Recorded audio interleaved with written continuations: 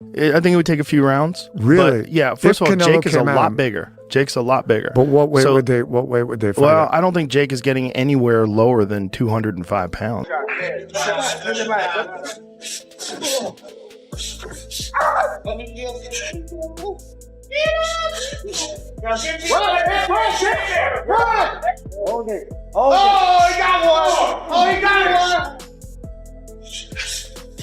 You Americans, and this might be crazy, I think Jake Paul's got a chance.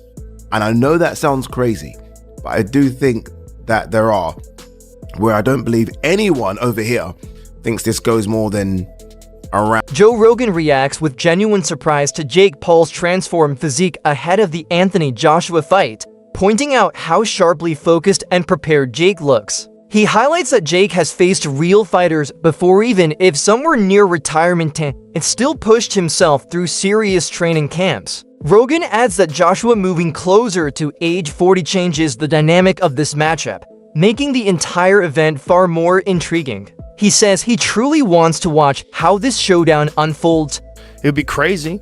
I like a little freak show every now and then. As far as, like, would you like to see... I like a lot of freak show. Like, if Jake Paul wants to fight for the title, I would like to see him beat top contenders in the light heavyweight division or whatever division he chooses to compete at, and then eventually fight for a title. Yeah. But are the fights even real? Like the Tyson fight? Like, I saw video breakdowns of Tyson...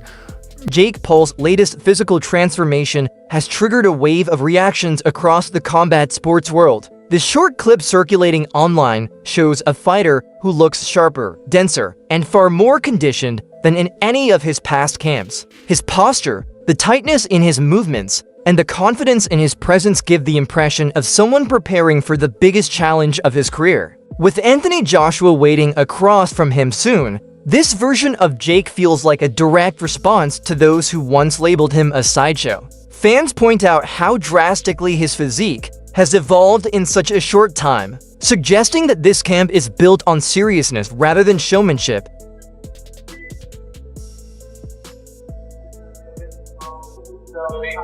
Former world champion Andre Berto adds an interesting angle to the conversation. While he acknowledges that most people expect Anthony Joshua to score a dominant knockout, he stresses that the situation isn't as simple as it appears on paper. Joshua hasn't delivered many standout performances lately, and Berto hints that this inconsistency makes the matchup unpredictable. Meanwhile, Jake is surrounded by a strong team of experienced trainers who push him to use his youth, strength, and conditioning to their fullest. Berto believes that even though fans anticipate a one-sided outcome, the direction of the fight depends heavily on which version of Joshua shows up. With Jake improving and staying disciplined, he sees real potential for the fight to swing either way. I think you our baby.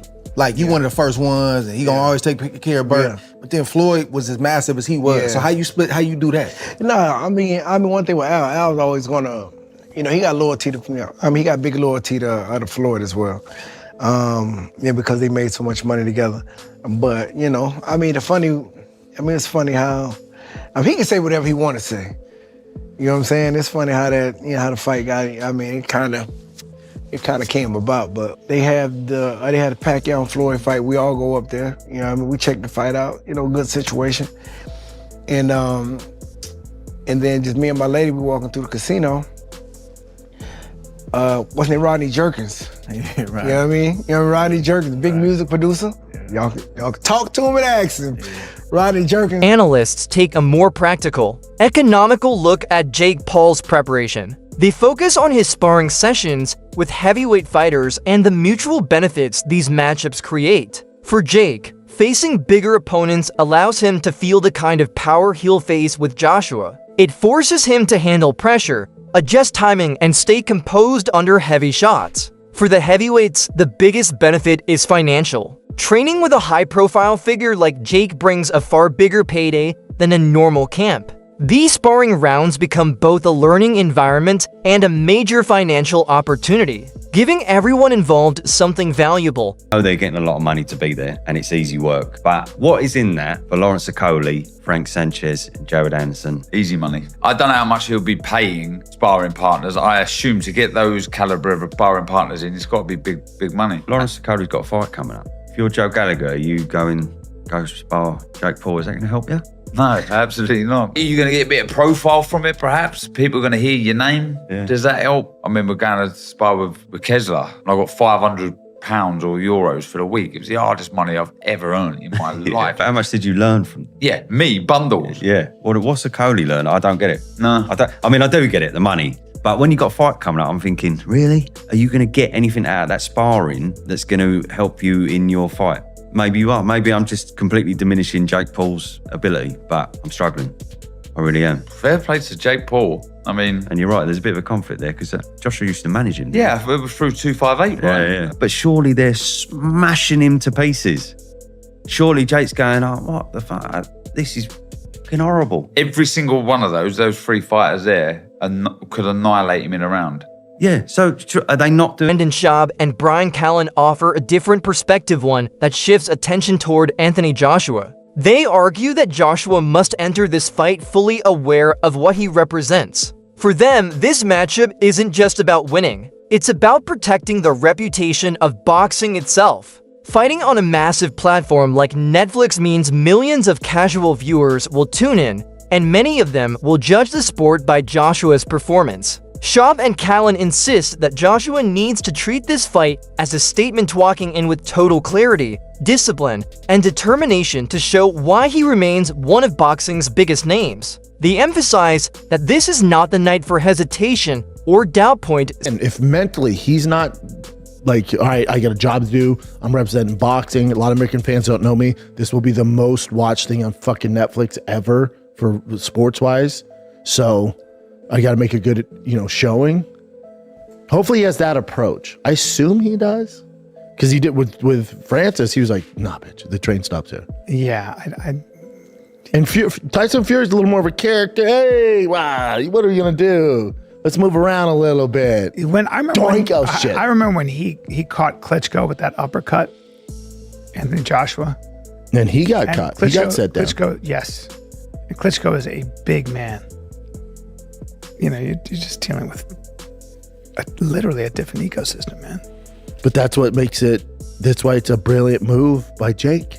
Because his fan base is like, oh my God, Jake, it's David versus Goliath, yes. Literally. It's this YouTuber Disney kid. Look how far he's come. He's actually going to do it. What if he wins? So there's that demo of his. And then there's the rest of the world who go, and they're so off on this, but they go, we got to get Jake Paul out of boxing. I can't wait to see his head get knocked off by Anthony Joshua. And that's the majority, right?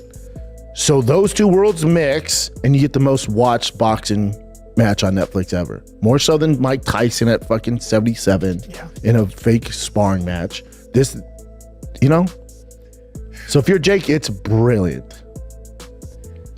Yeah, it is. Okay, so let's go through it. Let's say Jake gets knocked out 1 minute. Sports analyst Aid Oladipo expands the discussion by focusing on the changes Joshua has made in his training approach. He notes that Joshua has refined his rhythm, adjusted his style, and taken this matchup extremely seriously. At the same time, Oladipo suggests that Jake is not entering blind. Knowing Joshua is making adjustments, Jake has likely made his own behind-the-scenes experimenting with new styles, expanding his technique, and polishing the small details that could give him an edge. Oladipo believes Jake understands that this opportunity demands his best version. Because both men are reinventing themselves for this matchup, he gives Jake a real chance to create a moment that shocks everyone.